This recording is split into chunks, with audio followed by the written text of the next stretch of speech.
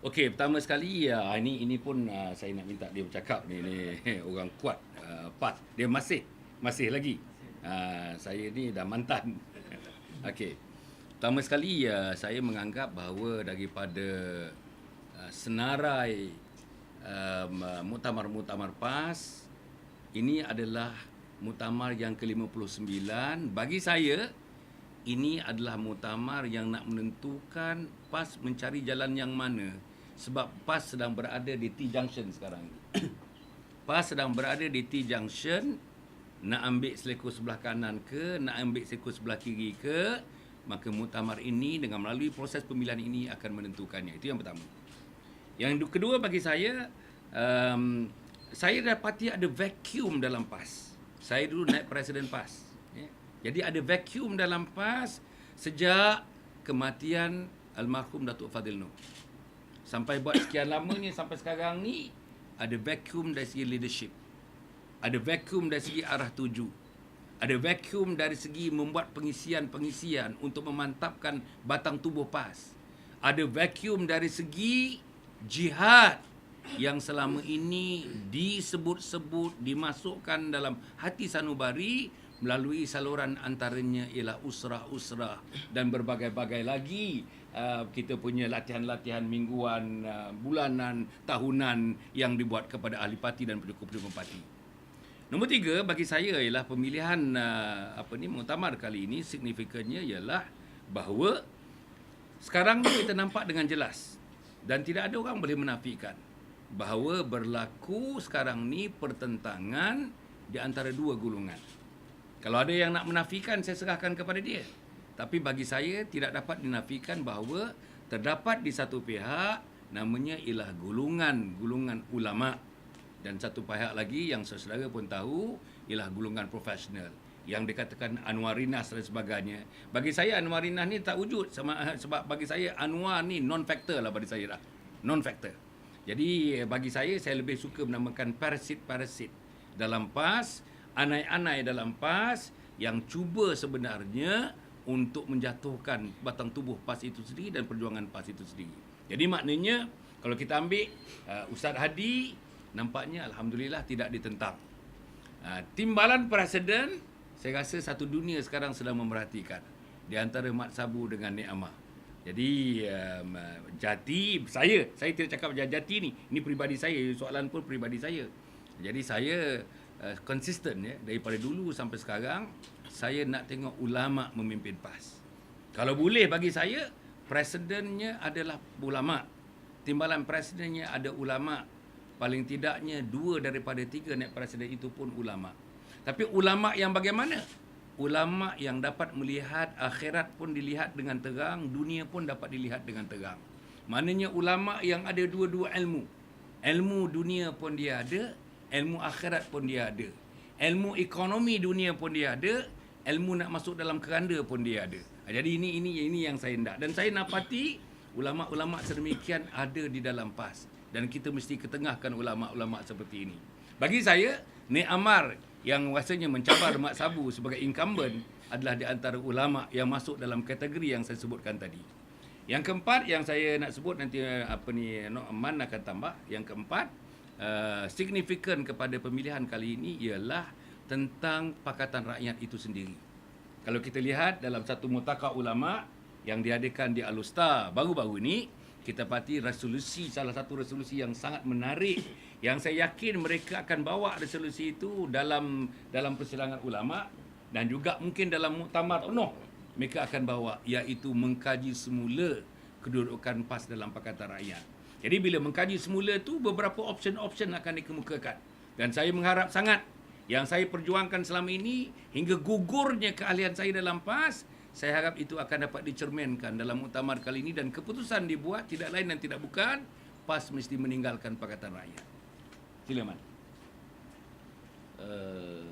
Saya melihat muktamar kali ini merupakan salah satu daripada muktamar yang mencabar, seperti mana muktamar yang suatu ketika dahulu tahun 80-an menggagaskan apa yang dipanggil kepimpinan ulama. Sebelum daripada itu, PAS berada dalam keadaan yang agak kelam kabut dari segi ahli tuju dan kepimpinan. maka digagaskan oleh Dewan Pemuda PAS Pusat supaya diwujudkan suatu gagasan yang dipanggil kepimpinan ulama, sehingga terwujudnya Majlis Syura Ulama itu sendiri.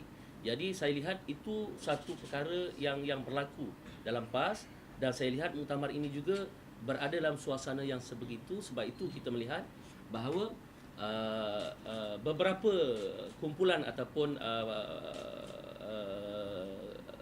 pandangan-pandangan mereka menjurus ataupun persaingan yang hebat berlaku dalam pemilihan pada tahun ini. Cuma yang saya lihat gini, tidak dapat dinafikan semua peringkat kepimpinan di peringkat PAS Pusat dan pimpinan PAS Negeri, mereka mempunyai kebimbangan hari ini bahawa keputusan pilihan raya yang ke-13 mereka kurang mendapat undi daripada orang Islam dan orang Melayu. Ini tidak dapat dinafikan, dan itulah yang sedang dibicarakan dan dibisik-bisikkan di kalangan mereka.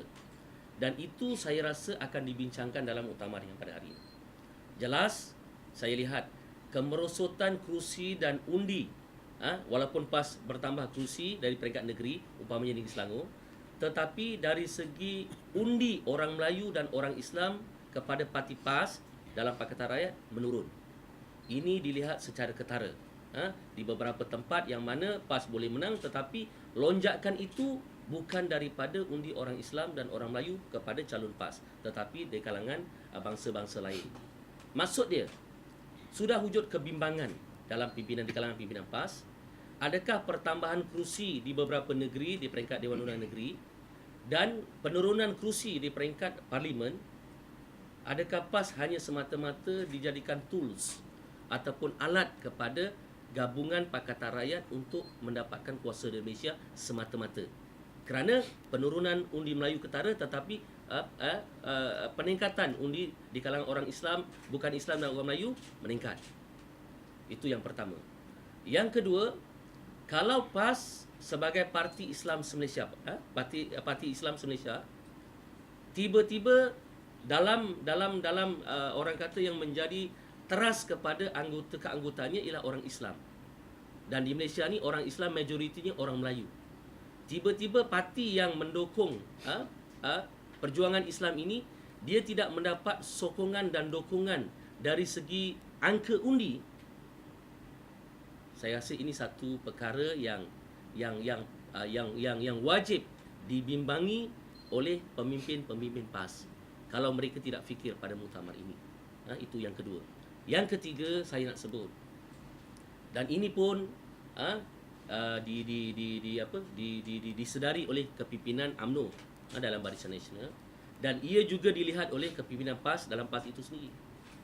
Hari ini punca utama orang Melayu tidak menyokong undi kepimpinan calon-calon PAS dalam pilihan raya PRU yang 13, sama ada berkurangnya kerusi maupun kurangnya undi Melayu Islam kepada PAS, kerana mereka tidak menjaga kepentingan Islam. Pertama, mereka mula lunak ataupun meliberalkan dasar perjuangan mereka, bukan kerana mereka suka kepada UMNO itu sendiri dalam Barisan Nasional. Sebab dilihat UMNO masih belum bersedia untuk membuat perubahan, seperti mana yang diwar-warkan oleh Perdana Menteri Malaysia, Presiden UMNO melalui proses transformasi. Kita lihat rakyat secara umum, dia melihat UMNO belum bersedia untuk membuat perubahan itu. Kalau dulu dinyatakan bahawa kepimpinan UMNO ni agak liberal, agak tak jaga kepentingan Islam dan Melayu, mereka belum nampak lagi, rakyat belum nampak lagi kebersediaan UMNO itu sendiri. Tetapi oleh kerana PAS ini dia tidak memegang kepada apa yang diharapkan oleh rakyat, membela agama, membela kepentingan orang Melayu peribumi, dan beberapa perkara-perkara ini menyebabkan orang Melayu ini tak ada pilihan melainkan berikan kuasa kepada UMNO dan Barisan Nasional daripada diberikan kepada PAS. Hanya yang mereka lihat akan terus dipergunakan dalam Pakatan Rakyat itu semata-mata. Jadi saya lihat ini beberapa perkara yang perlu dibangkitkan, dibahaskan oleh para perwakilan dalam muktamar kali ini. Kalau mereka gagal, persaingan ini akan jatuh kepada golongan-golongan yang kita katakan mula liberal dan meliberalkan dasar perjuangan PAS.